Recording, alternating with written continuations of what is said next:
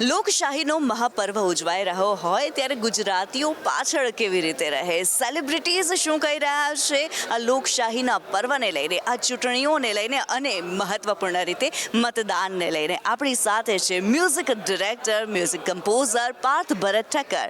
પાર્થ, સ્વાગત છે સંદેશ ન્યૂઝમાં. Thank you so much. Very glad to be here with you. બિલકુલ પાર્થ, જો વાત કરવામાં આવે, ચૂંટણીઓ છે, એક મહાપર્વ એક ઉજવાઈ રહ્યો છે અને એની અંદર દરેક મતનું મહત્વ અનેરું છે, ત્યારે આપ શું માનો છો? વેલ, હું તો તમને બહુ જ રિસન્ટ વાત કરું. મારા બે બાળકો, મારા બોયઝ હમણાં મને પૂછતા હતા કે ડેડ, આ બધું જે ડેવલપમેન્ટ થતું હોય તો હુ ટેક્સ કેર ઓફ ધીસ? તો મેં કીધું, બેટા, એ તો જે પણ કરે સરકાર કરે, પણ એ સરકારને આપણે લાવવી પડે. એ લોકોને કોન્સેપ્ટ હું શીખવાડતો હતો કે સરકારને લાવવા માટે આપણે ખાલી આ એક સમય મળે છે, એક સ્પેસિફિક સમય મળે છે, જે છે આપણું હક પણ છે.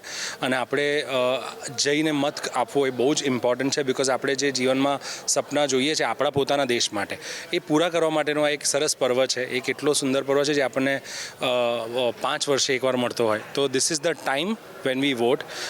અને આઈ એમ રિયલી હોપિંગ કે જે રીતે આપણે આગળ વધી રહ્યા છે, આ મને ખબર છે કે વોટિંગમાં જે પર્સન્ટેજ છે એ વધતું જ જશે. આઈ એમ શ્યોર કે હવે આપણે બધા as citizens more and more responsible છીએ. એટલે આઈ એમ હોપિંગ કે ધીસ ટાઈમ આપણે લાસ્ટ યર કરતાં વધારે સારું વોટિંગના પર્સન્ટેજ આવશે. અને એ આપણો હક પણ છે ને, આપણે ડેફિનેટલી પૂરો કરવો જોઈએ. બિલકુલ. અને જ્યારે પાર્થ મતદાન કરવા માટે જાય તે પહેલાં શું વિચારતા હોય છે? કોઈ વિચારધારા વિશે વિચારતા હોય છે. શા માટે મત આપવો જોઈએ, કોને મત આપવો જોઈએ, કેમ મત આપવો જોઈએ? That is right. સો આપણે જે ધીસ ઇઝ વેરી ઇમ્પોર્ટન્ટ. આ બહુ સુંદર સવાલ છે. આપણે જે વસ્તુ આપણી આસપાસ જોઈએ છે, જે ડેવલપમેન્ટ આપણે ઈચ્છીએ છીએ, જો અગર એ વસ્તુ કોઈ પણ સરકાર હોય, એ વસ્તુ આપણને એ પ્રોમિસ થઈ હોય અથવા આપણે ઈચ્છતા હોઈએ કે એ ડેવલપમેન્ટ થવું જોઈએ, એ આપણા પ્રીવિયસ 5 વર્ષમાં આપણને જો દેખાતું હોય, that is the first thing that we will think of. કે શું આપણને દેખાય છે, શું આપણું માન આપણે ગ્લોબલી જળવાઈ રહ્યું છે, શું આપણું માન વધી રહ્યું છે, શું આપણી ઇકોનોમી વધી રહી છે, શું આપણી આસપાસ જે આપણે ઈચ્છીએ છીએ થઈ રહ્યું છે કે નહીં.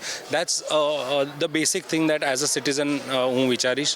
અને એ વિચારીને પછી ઓબ્વિયસલી તમને પહેલો જે ઇન્સ્ટિંક્ટ આવે, આ ઇન્સ્ટિંક્ટવાળી વસ્તુ છે. આ છે ને કોઈ તમારા કહેવાથી, કોઈના કહેવાથી નથી થતું. તમારું દિલ તમને શું કહે છે કે મારે આ સરકારને વોટ આપવો છે, એ વોટને તમે એન્ડોર્સ કરશો કે મેં આ સરકારને કેમ વોટ આપવાનું ઈચ્છું. તો વોટ કરવું ઇઝ સૌથી પહેલાં.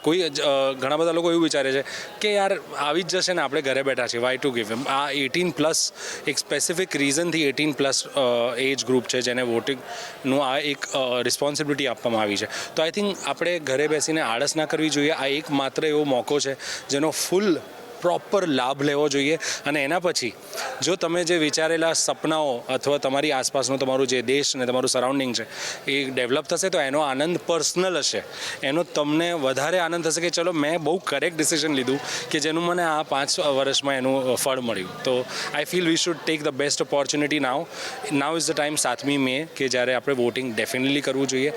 અને આજુબાજુ અગર કોઈ એવો આળસવાળો માણસ મળે તો you should go and tell હિમ કે ભાઈ સવારે 7 વાગે પહોંચી જા અને પહેલાં આ કામ કર, પછી જે કરવું એ કરજે. બીજું મતદાનના આનંદની તમે વાત કરી છે, ત્યારે તમારા મ્યુઝિકથી તો તમે તમારા જે દર્શકો છે, તમારા લિસનર્સ છે, એમને આનંદિત કરતા હો છો. ત્યારે શબ્દ અને મ્યુઝિકના સાથે જો એક મતદાન અપીલ કરવી હોય, શું હોઈ શકે? વેલ, ઓનેસ્ટલી અત્યારે સંગીતનું મારે I don't want to sing anything, but I am very sincerely requesting everyone કે it's your right to do this is the time. તો તમે પ્લીઝ જઈને મતદાન કરો અને તમારી ચહીતી સરકારને આ વખતે ફરીથી તમે લઈ આવો, એટલે તમને જે જોઈએ છે એ તમને તમારા દેશમાં જોવા મળશે.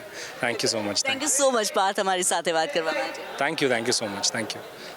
તો લોકશાહીના મહાપર્વમાં મતદાનનું કેટલું મહત્વ છે તેના વિશે આપણે વાત કરી છે. આપણા સેલિબ્રિટીઝ શું બોલી રહ્યા છે તે વિશે જાણ્યું છે.